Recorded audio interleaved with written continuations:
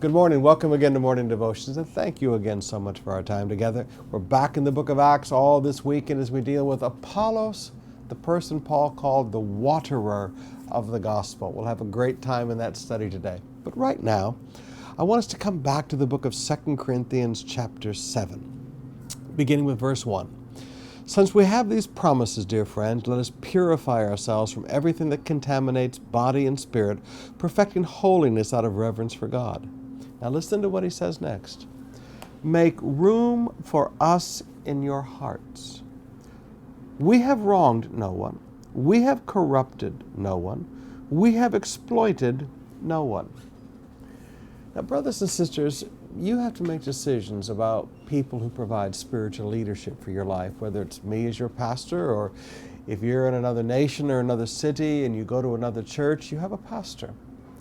Now, if you have a pastor who exploits you, if you have a pastor who wrongs you, if you have a pastor who corrupts you and gets you into sin, then yes, maybe you need to close your heart and be cautious around that person.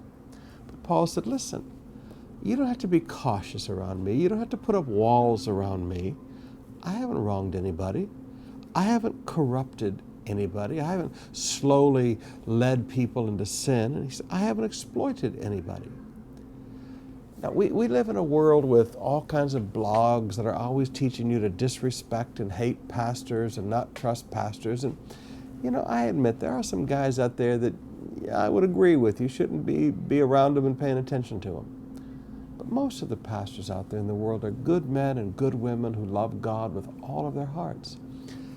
And we can't do our job in your life. We can't teach you. We can't minister to you. We can't lead you deeper in God if you will not open your heart to us. As long as you've got the walls up around us, we can help you. As long as you've got all the arrows pointing at us and nobody's going to get too close to me, we can't help you. Now, as your pastor, I would ask you, have I wronged you? Have I corrupted you? Have I exploited you? If the answers to those are no, then open your heart. Allow me to teach you the Word. Allow me to point you more to Jesus. Allow me to challenge you to grow in God. And I would say the same thing about your pastors. Now, yes, be cautious around strangers, just like we teach our children. Don't get in a car with a stranger and don't talk to strangers on the street.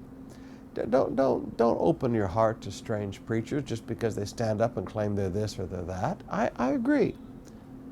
But Paul said, I'm not a stranger to you. I gave birth to you spiritually. These pastors that labor in your life every day, open your heart to them so that they can help you grow in God.